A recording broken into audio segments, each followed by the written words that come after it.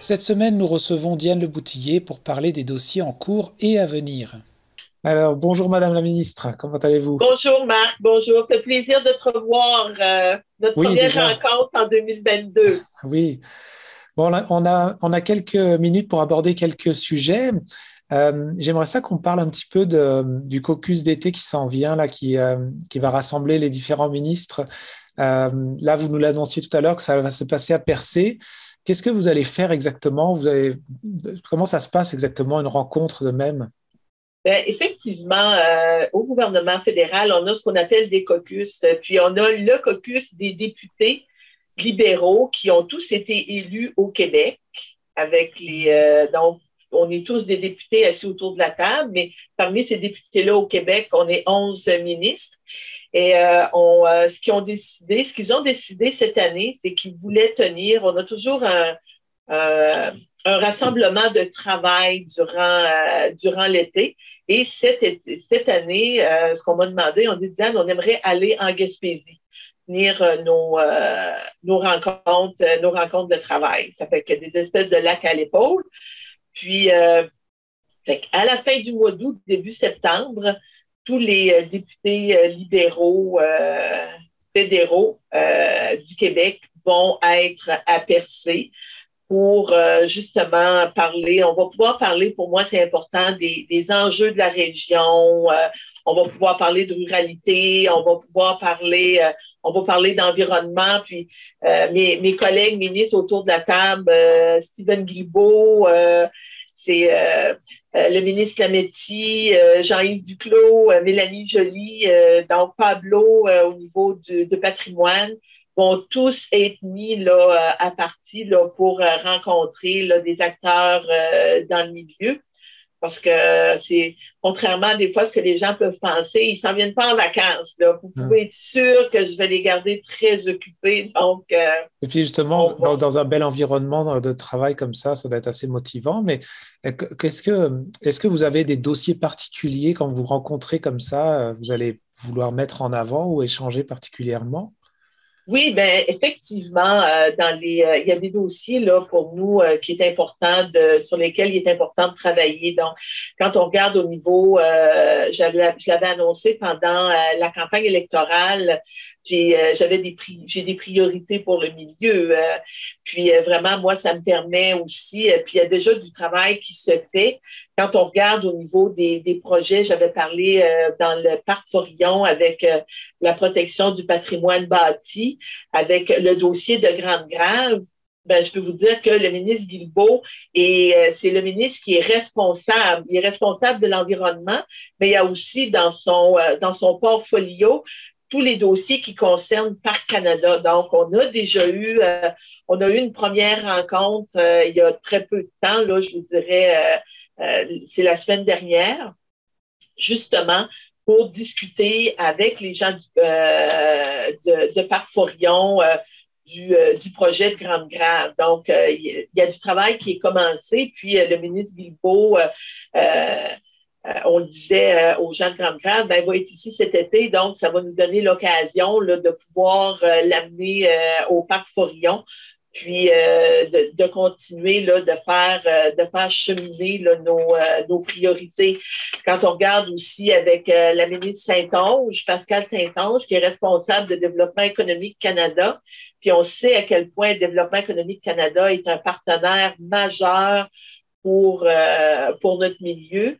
Donc, puis on fait souvent là, au niveau des annonces, au niveau des infrastructures touristiques, au niveau du développement économique aussi de la région. Donc, c'est Si, pour si je, ça que com- je dis Si je comprends bien, en fait, le fait qu'il y ait ce rassemblement de ministres à un moment donné, ça peut donner même un coup de pouce à vos dossiers d'avancer peut-être un peu plus vite. effectivement, parce que ça donne toujours l'occasion aussi de voir ce qui se passe dans le milieu. Quand on parle d'érosion des berges, c'est ben, qu'on soit en mesure de pouvoir en parler. Puis, je vais aussi donner l'occasion on va organiser des rencontres aussi avec les élus municipaux, les préfets les préfets de la Gaspésie, île de Madeleine aussi, les maires, de pouvoir venir rencontrer, d'avoir l'occasion de pouvoir avoir là, des contacts avec avec les ministres.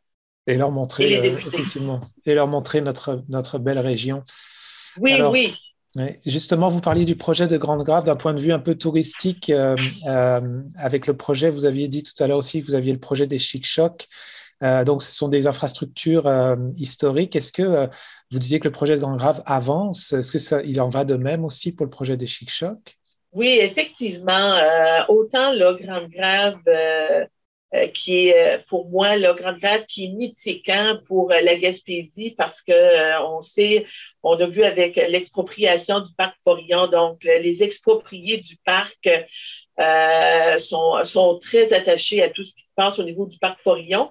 Puis au niveau du patrimoine bâti, ben ça vient parler aussi des pêches, comment on vivait à l'époque, puis d'une partie importante là, de l'économie de la Gaspésie là, dans le secteur des pêches. Donc, on avance là, dans ce dossier-là. Puis au niveau des Chic-Chocs, qui est complètement à l'ouest, les Chic-Chocs, qui est pour moi, c'est la Haute-Gaspésie et les communautés autochtones. J'ai des rencontres actuellement là, que je planifie là, avec les communautés autochtones, avec tout quand on parle de la réconciliation, puis l'importance de la réconciliation pour notre gouvernement.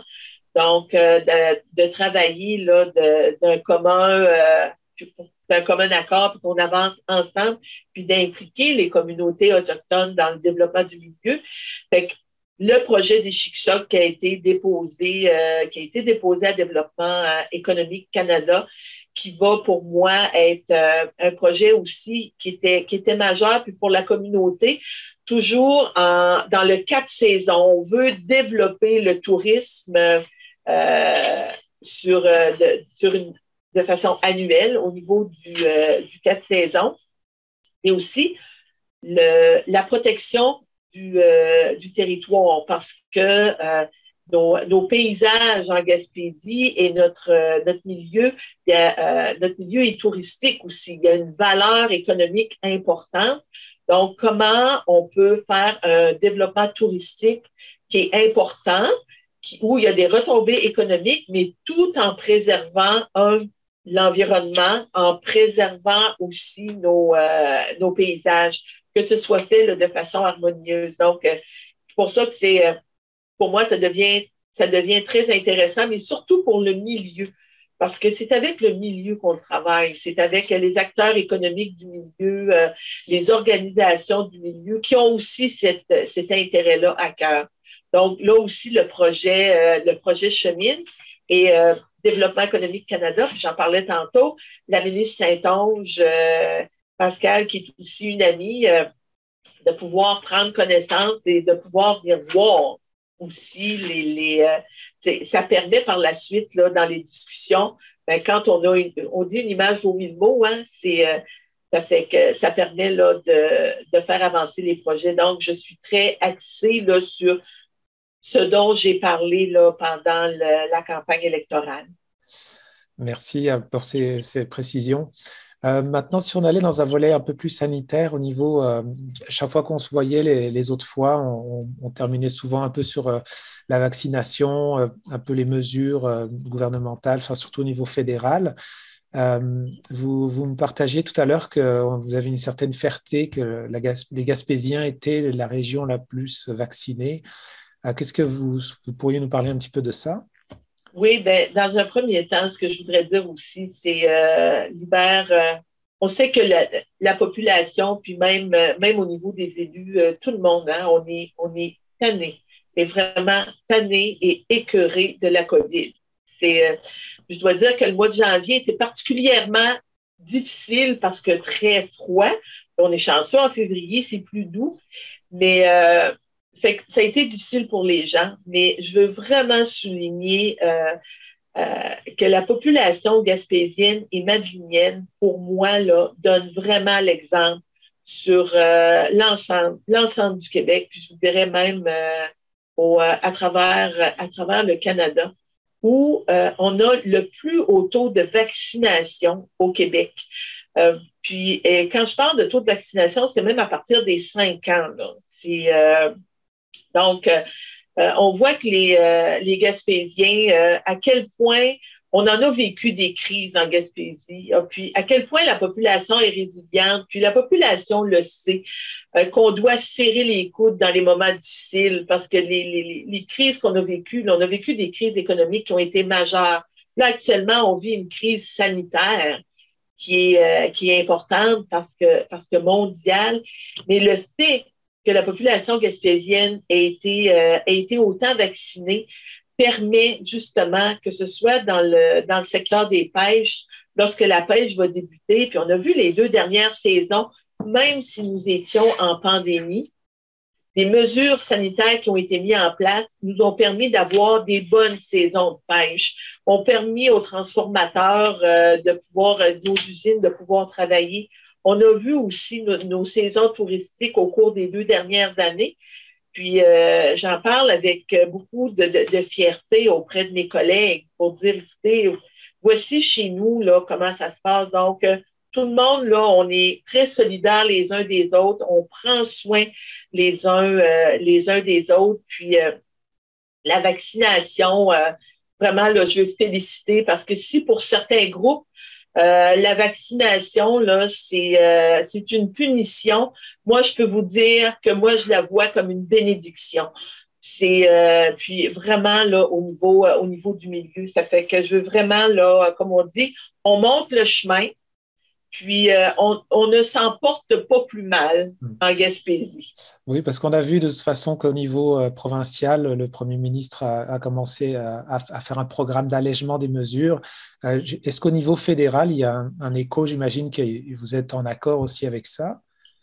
Ben, c'est au niveau des mesures qui sont prises en place, c'est vraiment là il y a une responsabilité là des gouvernements provinciaux, donc dans chacune des provinces de mettre les mesures en place, mais nous on continue là d'encourager les gens à la vaccination pour le transport, pour pouvoir utiliser le transport aérien, pour pouvoir utiliser le transport ferroviaire. Donc, c'est vraiment au niveau des frontières aussi. Puis, on travaille avec nos collègues, nos vis-à-vis aux États-Unis. Là, je pense que les gens le voient actuellement là, au niveau, parce qu'on entend parler que de ça, là, actuellement, les ponts qui sont bloqués, puis au niveau des camionneurs. Mais écoutez, 90% des camionneurs sont vaccinés. 90% de la population canadienne est vaccinée. Ça fait que la majorité de la population là,